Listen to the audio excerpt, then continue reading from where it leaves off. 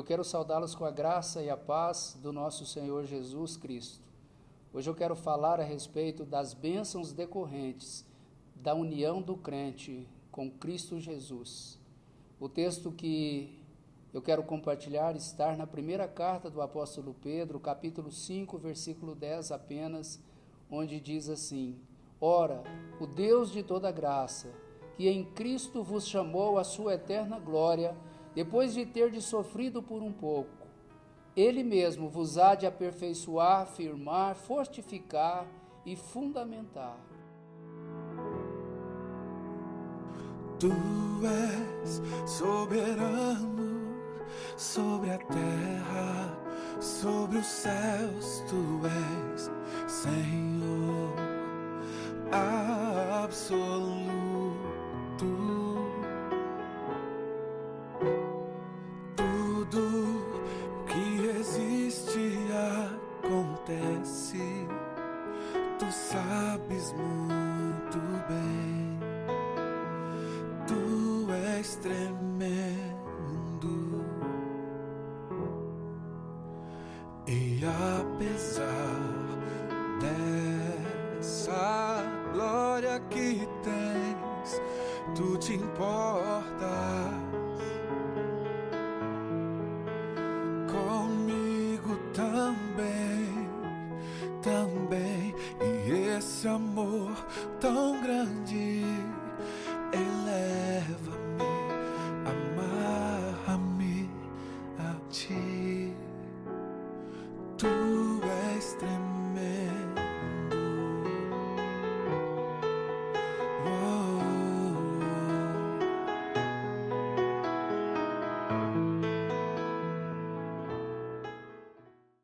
Amados, para consolar e fortalecer a fé dos eleitos de Deus, foi que Pedro ensinou a respeito deste assunto.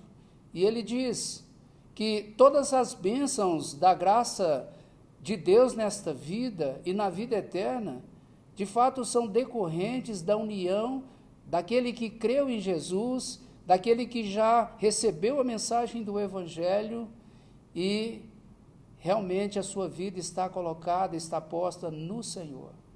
Pedro então vem nos ensinar que de fato e de verdade vale a pena prosseguir, vale a pena confiar, vale a pena se apegar às promessas que o nosso Deus nos fez em Cristo Jesus.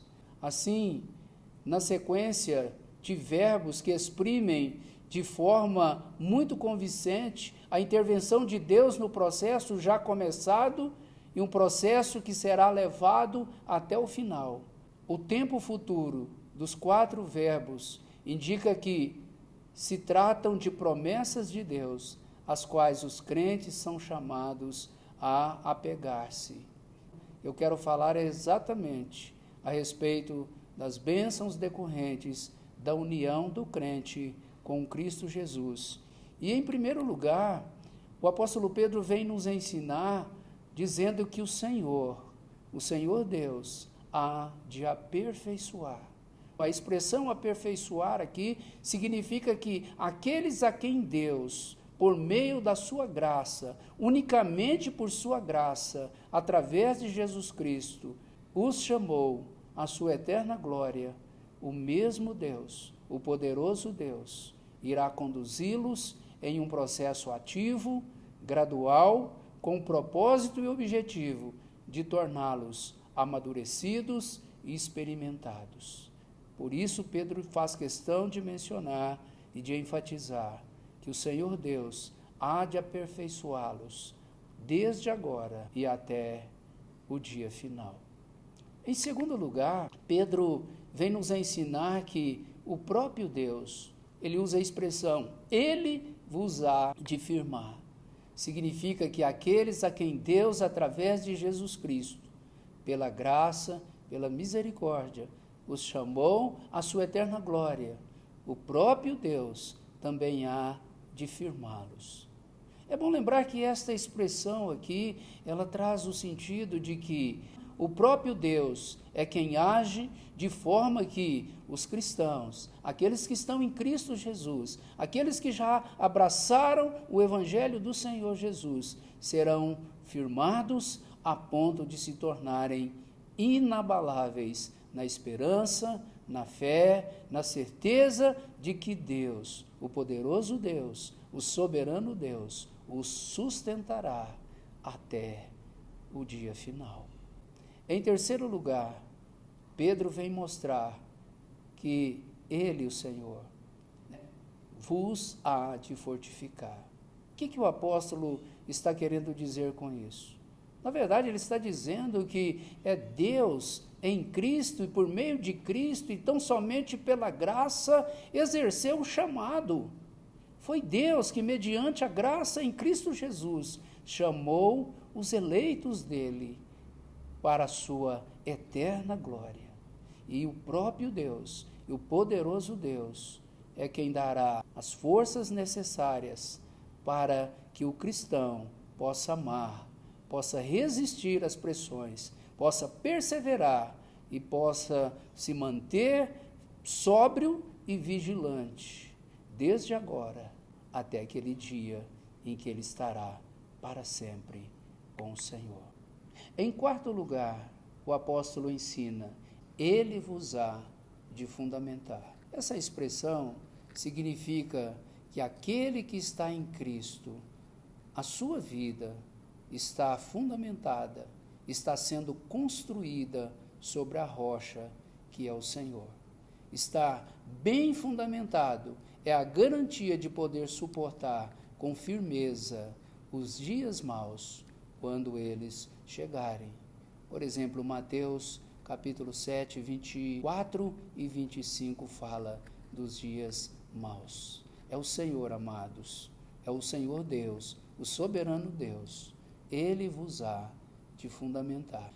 Concluindo então, o tempo futuro dos 4 verbos indica que se tratam de promessas de Deus, às quais os crentes são chamados a se apegar.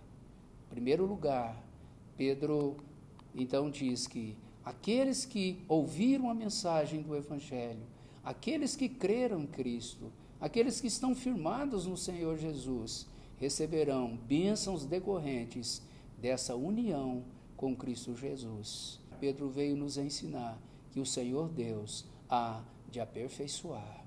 Em segundo lugar, ele vos há de firmar.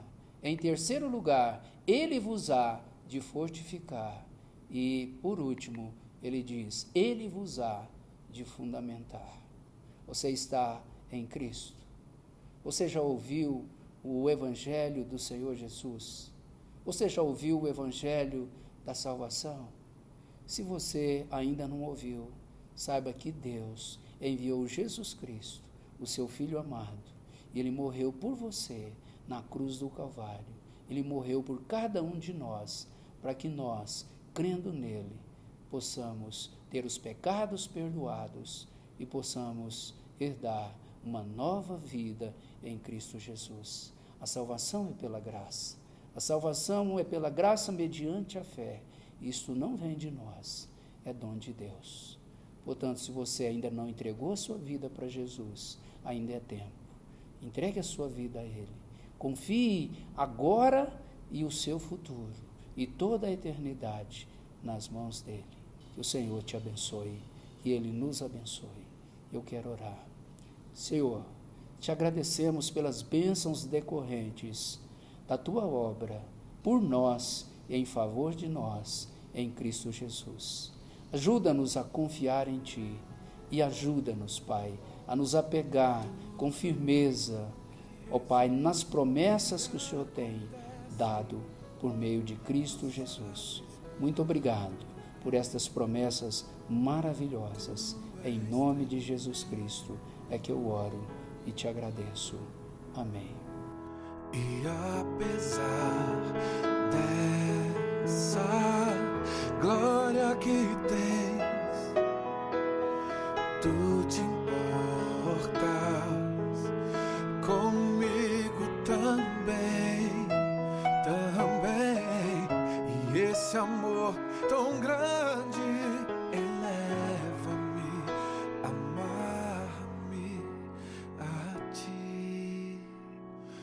tu